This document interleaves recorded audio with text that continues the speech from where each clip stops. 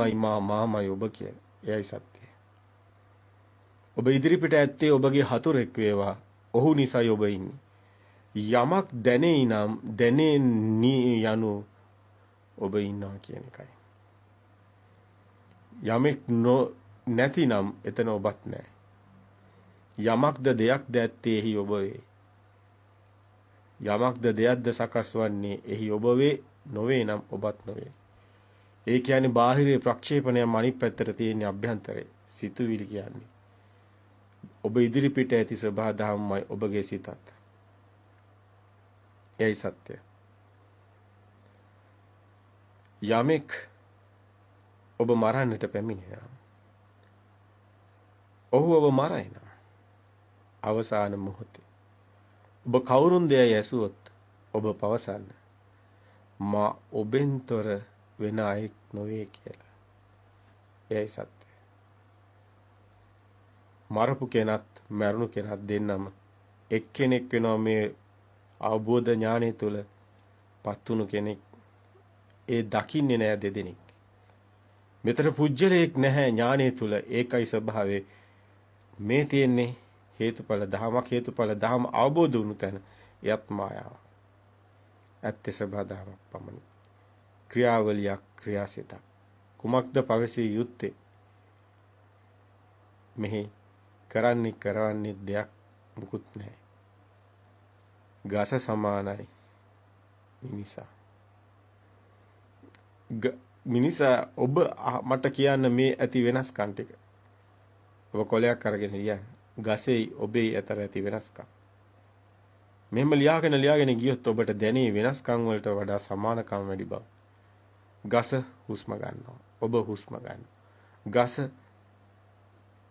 පෘථිවි සාරය උරා ගන්නවා කේශනාලික හරහා. ඔබ ආහාර ලබා ගන්නවා පද්ධතිය. ඔබේ ඇඟ ඇතුලේ රුධිර නාලිකාවක්. ගසෙත් තියෙනවා කේශනාලික පද්ධතිය. ගස ආහාරයෙන් යැපෙන්නේ. ඔබගේ ශරීර ධාතුවත් ආහාරයෙන් යැපෙන්නේ. ගසට ආහාර නැති වුණොත් ජලය නැති වුණොත් ගත ව්‍යාපත් වෙලා ඉතිකරන. ඔබ ආහාර නැති වුණොත් ඔබගේ ශරීර කූඩුවත් දෙගෙන පොළොවට පස් වෙනවා. මෙතන තියෙන්නේ එකම එක දෙයයි. ඔබ පනවනවා. මම හිතනවා කියලා. ගස පනවන්නේ. ගසට අවුව දැනෙනවා. රස්නිය දැනෙනවා. තේජෝ දැනෙනවා. පඨවි ආපෝ තේජෝ ගසට දැනෙනවා. අවුවට හැකිලෙනවා.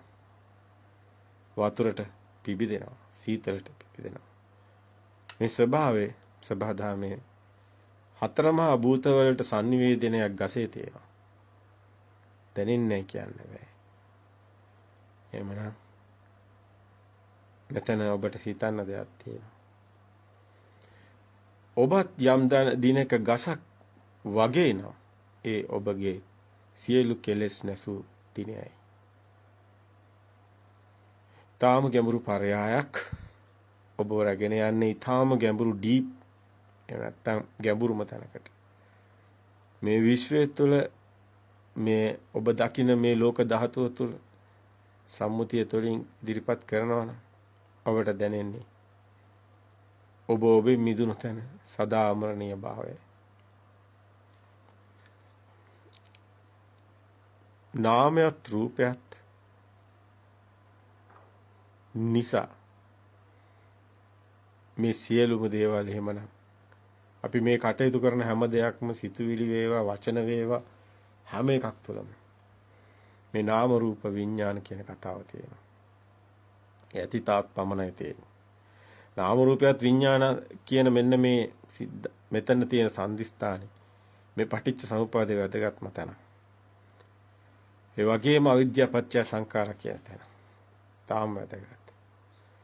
සංඛා විද්‍යාව නිසා සංඛාර තියෙන්නේ. සංඛාර නිසා විඥාන තියෙන්නේ. විඥාන නිසා නාම රූප තියෙන්නේ. නාම රූප නිසා නැවත සලආයතන ඇතින්නේ. සලආයතන නිසා මනසට ස්පර්ශයක් එනවා. ඒ ස්පර්ශයේ මනසට එන ස්පර්ශයේ හේතු වෙනවා. දෙයක් කෙනෙක් හැදෙන්න. උපාදාය රූප හැදෙන්න. ස්පර්ශ පච්ච විඳීම වේදනා.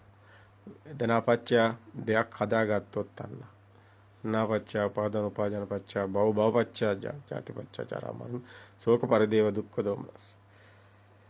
පටලව ගන්න එපා. ස්පර්ශ තංස්පර්ශ සම්පස්සේ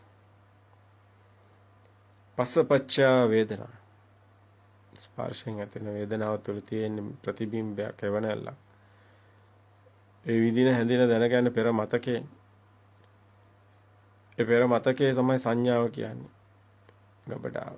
ඒක හැබැයි පවතින එහෙම පොඩි කාලේ ඉඳන් තියෙන මතකයක් නෙමෙයි. මේ මොහොතේ හටගෙන නිරුද්ධන ක්ෂණිකව හටගෙන මතකයක් ගැන කතා කරන්නේ. මේ විඥානය කියන තැන. දැන ගැනීම කියන තැන. මේ මෙතනදී මේ සිත එක දිගට තියෙන හිතක් ගැන ඔබ හිතන්න එපා. එහෙම දෙයක් නැහැ. ක්ෂණයක් ක්ෂණයක් පාසා හටගෙන නිරුද්ධ වෙනවා. ඒ ස්වභාවයයි. එක්සිතක් අනෙක් සිතට සම්බන්ධයක් නැහැ. උත්තා සම්භූතං උත්තානම් භවිස්සති. පෙර නොතිබීමයි හටගන්නේ මේ සිත. එතම නිරුද්ධ වෙනවා. උත්තා සම්භූතං උත්තානම් භවිස්සති. දැන් මේ කතාව තුළ මේ ආර්ය භූමියට ප්‍රවේශ කෙනා සම්මා දිට්ඨියට පැමිණි කෙනා මධ්‍යම ප්‍රතිපදාවට ආපු කෙනා කුමන වචනයෙන් කිව්වත් එකම දෙයයි. අන්තවලින් මිදිලා මජ්ජේනා යෝබන්තේ විදිත්වාන මජ්ජේ මන්තාන ලිප්පති තම්බ්‍රූමි මහා පුරුෂ සේද සිම්බනි මජ්ජක යෝබන්තේ විදිත්වාන යෝ උභාන්ත විදිත්වාන අන්ත දෙකෙන් මිදුණු කෙනා මජ්ජේ මන්තාන ලිප්පති මද නොයලේද තම්බ්‍රූමි මහා පුරුෂෝ මහා පුරුෂයයි කිය හේද සිම්බනි මජ්ජක අන්නේ කෙනා සිම්බනි මෞංකාරයේ මැස්ම ලියන ගැට ගැහිමක් සිද්ධ වෙන්නේ නැහැ. යෝබන්තේ විදිත්වාන මජ්ජේ මන්තාන ලිප්ප තම්බ්‍රූමි මහා පුරුෂෝ තේද සිම්බනි මජ්ජක